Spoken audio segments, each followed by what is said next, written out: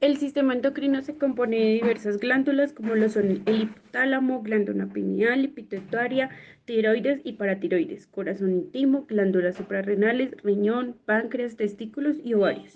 Estos ubicados en diferentes lugares del cuerpo. Dentro de la acción de estas encontramos ejes de secreción y estimulación que permiten un correcto funcionamiento del cuerpo y de las hormonas. El eje de interés en esta ocasión es el eje denominado como tiroideo o tirotropo. El eje tirotropo es un circuito clásico endocrino que se compone de tres fases de estimulación. Se da comenzando en el hipotálamo con la secreción de la hormona liberadora de tirotropina o TRH, quien con su secreción estimula a la hipófisis, más específicamente a la adenohipófisis, para producir la hormona estimulante de la tiroides o TSH, denominada también como tirotropina, hormona tiroestimulante u hormona tirotrópica. Con la liberación de la TSH se dirige a la tiroides y estimula la síntesis y secreción de las hormonas tiroideas o HT.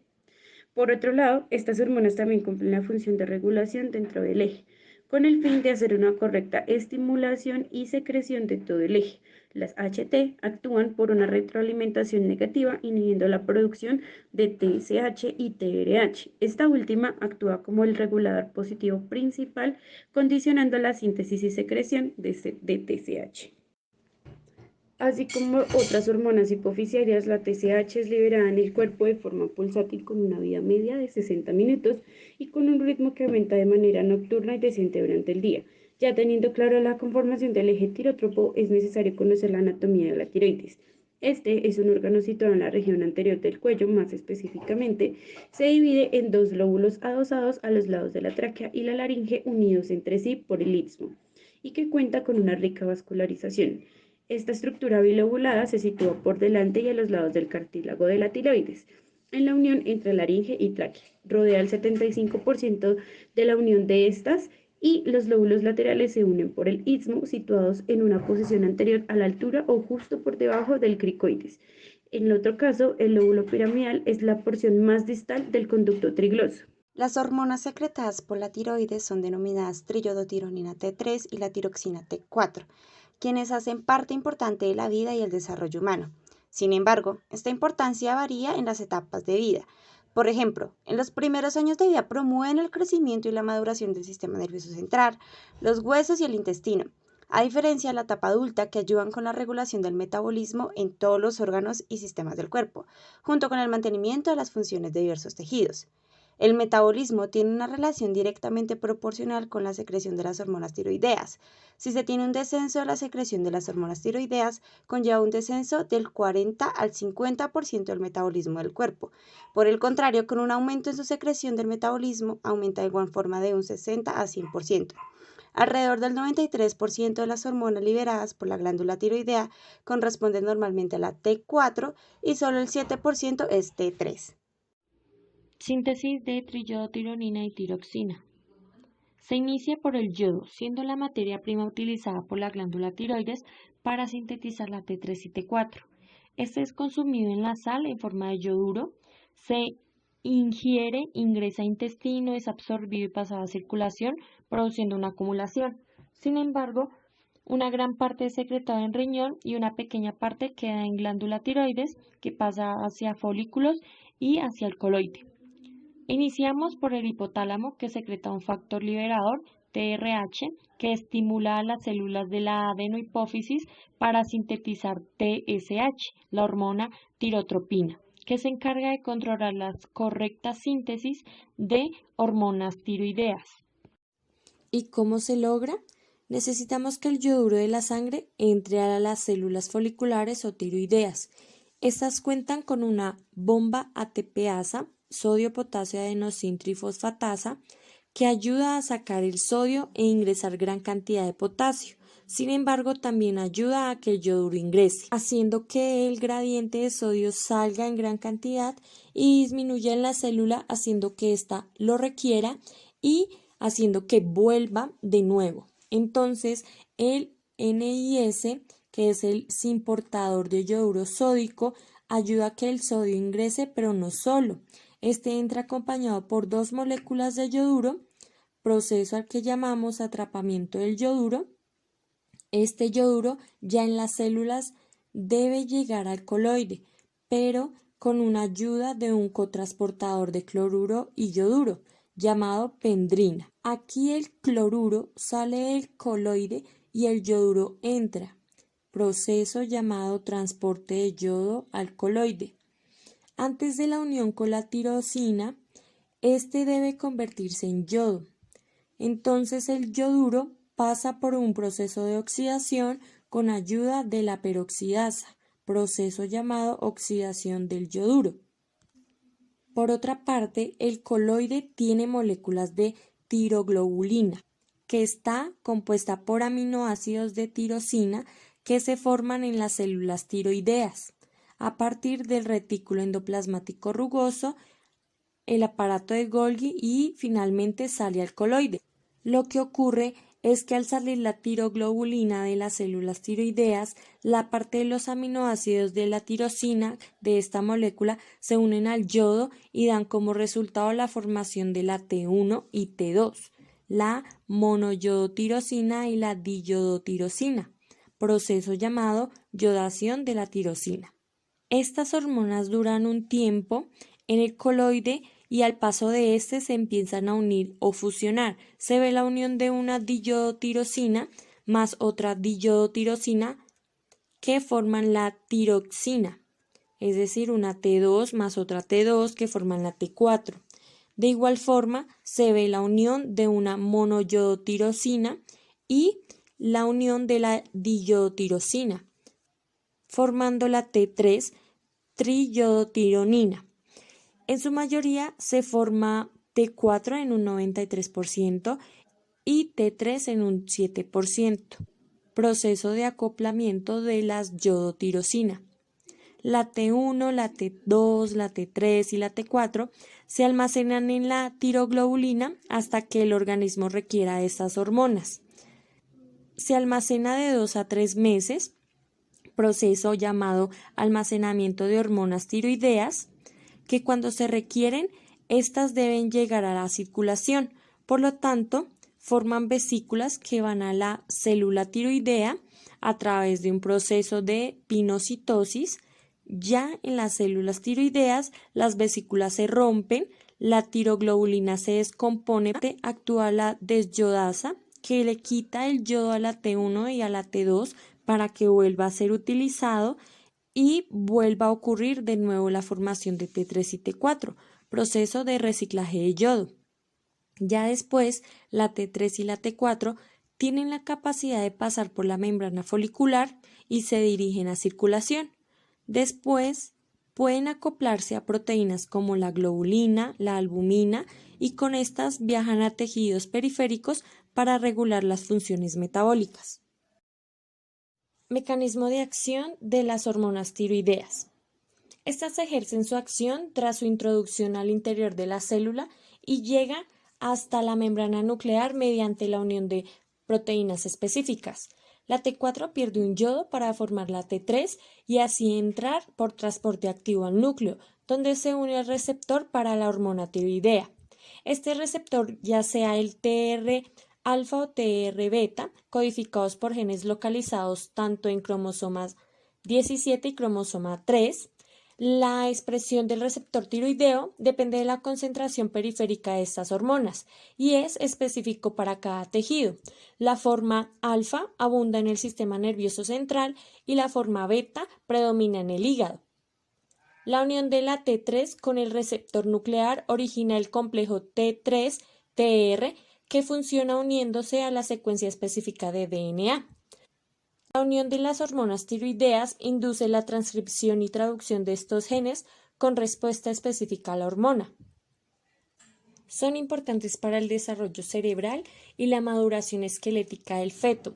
La T3 eleva el consumo de oxígeno, la fuerza de contracción, vasodilatación en el corazón, al igual que el transporte de oxígeno a tejidos.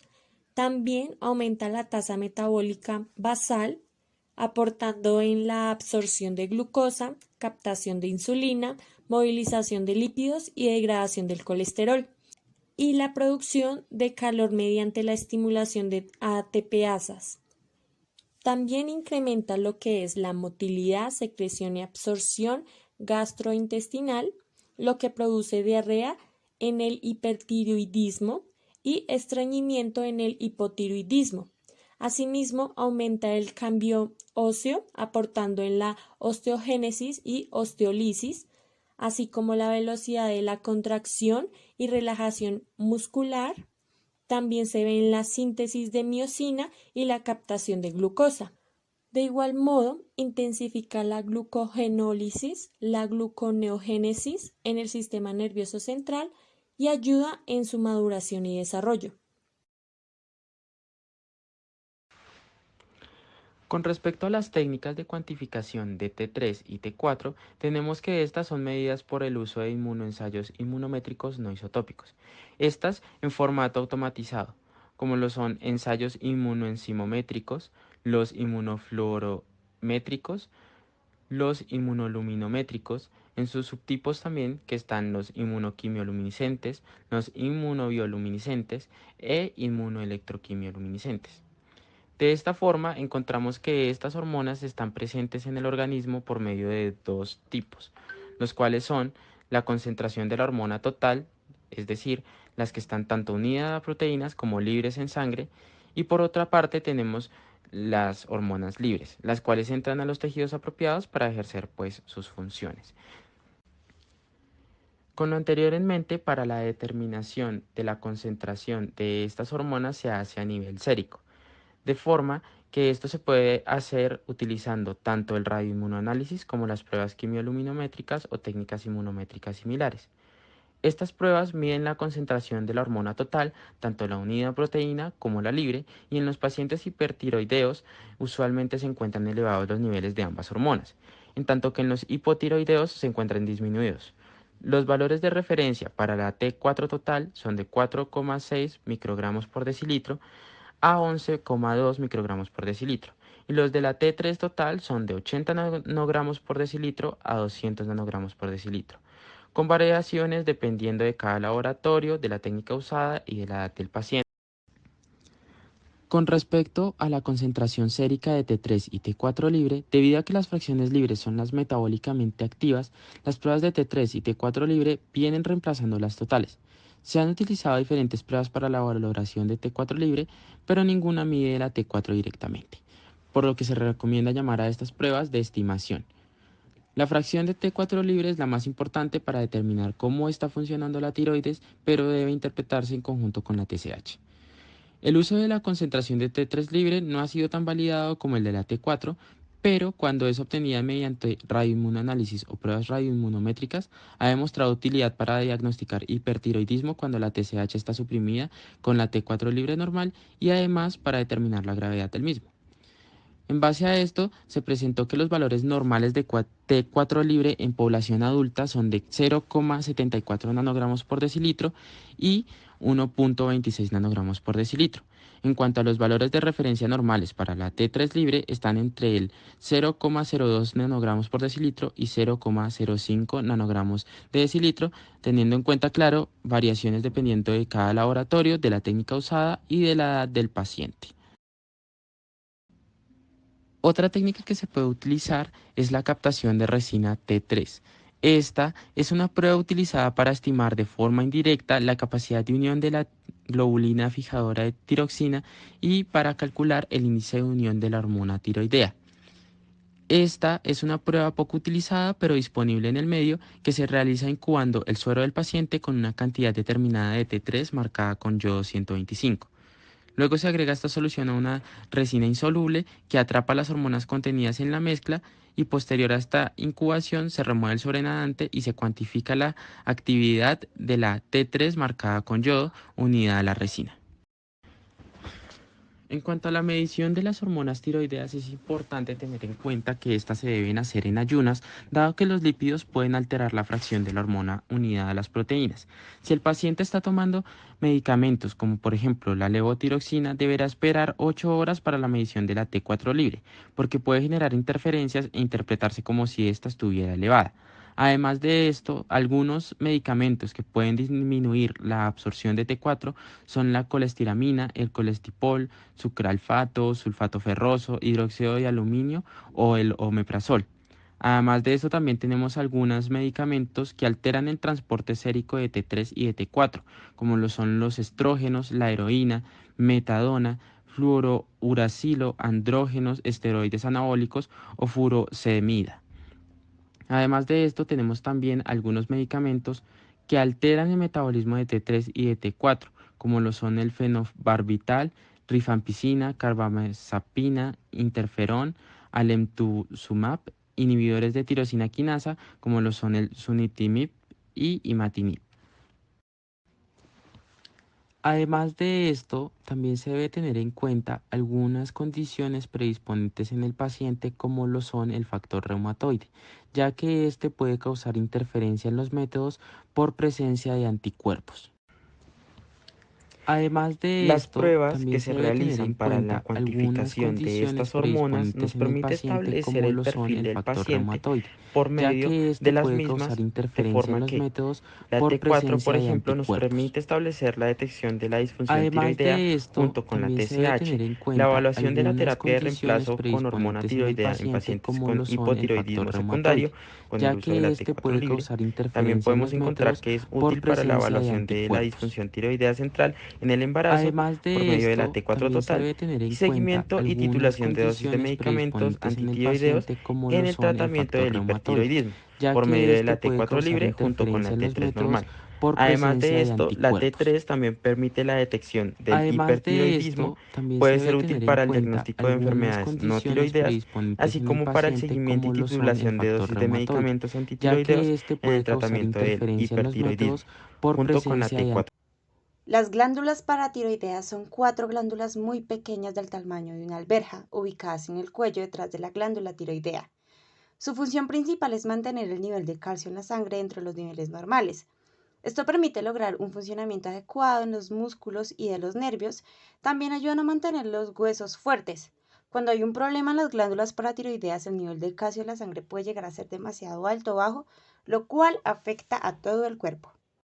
La hormona que tiene acción es la paratiroidea sintetizada y segregada por las glándulas tiroideas. Está formada por dos tipos de células, las principales que están encargadas de la secreción de la hormona paratiroides y las células oxifílicas de las cuales aún se desconoce su función, pero se sabe que cuando tienen un tumor pueden generar la hormona paratiroides. Ahora, ¿la tiroides y la paratiroides tienen algo en común? A pesar de que las glándulas paratiroides están localizadas al lado y a veces dentro de la glándula tiroidea, no tienen ninguna función en común. La glándula tiroidea regula el metabolismo del cuerpo y no tiene ningún efecto sobre los niveles del calcio, mientras que las glándulas paratiroides regulan los niveles del calcio y no tienen ningún efecto en el metabolismo. Ya que sabemos que segrega la hormona paratiroidea, ahora hablemos un poco más de ella. Ahora vamos a hablar un poco más acerca de la paratormona, que también es conocida como la hormona paratiroidea. Esta es una hormona peptídica secretada por la glándula paratiroidea que interviene en la regulación del metabolismo del calcio y del fósforo. Pero ustedes se preguntarán, ¿qué tanto hace? Bueno, esta paratormona induce la activación o hidroxilación de la vitamina D a nivel renal, convirtiéndola en calcitrol. Esta vitamina activa la transcripción de varias proteínas a nivel del enterocito que median la absorción del calcio intestinal. Pero ustedes dirán, ay, ¿y eso cómo funciona? Obviamente ya no se puede mandar sola, pero claro que no. Entonces ella va a tener un sistema de regulación de secreción. En este sistema el principal regulador de la secreción de la paratormona es la concentración sérica del ion calcio. Las elevaciones séricas del calcio suprimen la secreción de la paratormona, mientras que las concentraciones bajas inducen a su liberación máxima. Dentro de las características secretoras de las células paratiroideas, determinan que una respuesta sigmoidal a la calcemia, siendo la respuesta secretora positiva más importante y efectiva cuando existe hipocalcemia, especialmente cuando el descenso de calcio es brusco, lo que interfiere en la protección adicional contra esta situación. En cambio, la secreción de la paratormona, aunque desciende, no se suprime completamente cuando la calcemia es elevada. Claro, ya vamos entendiendo, pero ahora ustedes se preguntarán, ¿en dónde actúa? ¿En qué parte del cuerpo está pasando esto? Claro que sí. La hormona paratiroidea actúa en varias partes del organismo, pero principalmente actúa en los huesos. En este caso, ella estimula la reabsorción ósea incrementando la actividad y el número de osteoclastios.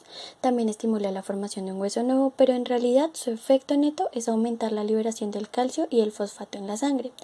Por otro lado, tenemos que también actúa en el riñón.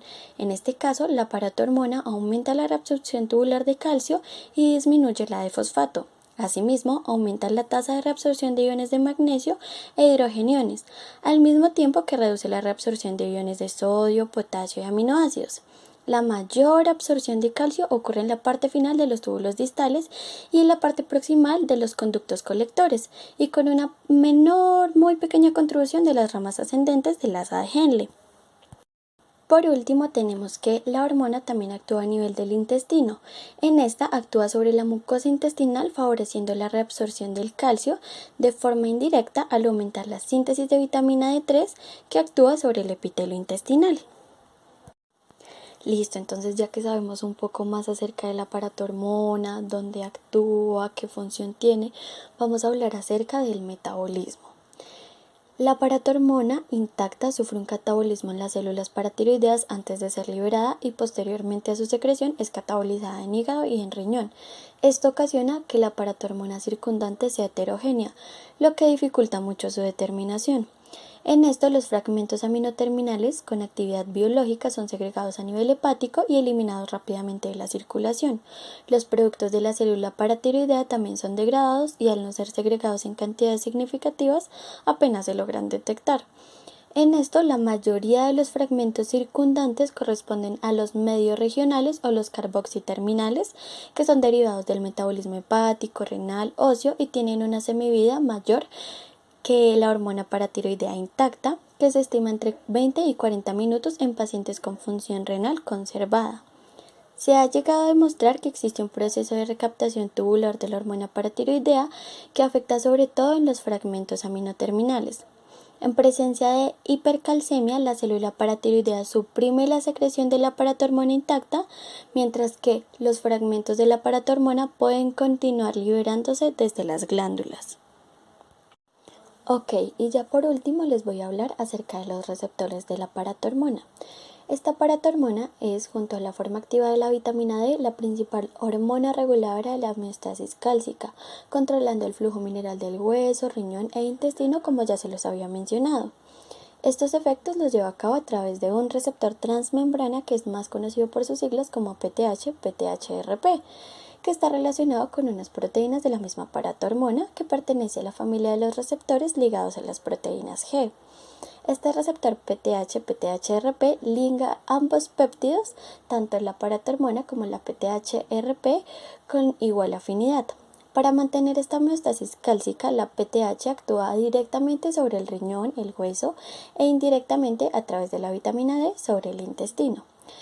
La PTHRP fue inicialmente estudiada en la génesis de la hipercalcemia tumoral, pero también estimula el receptor PTH-PTHRP en los condrocitos, favoreciendo la diferenciación y elongación óseas, sobre todo en la edad infantil.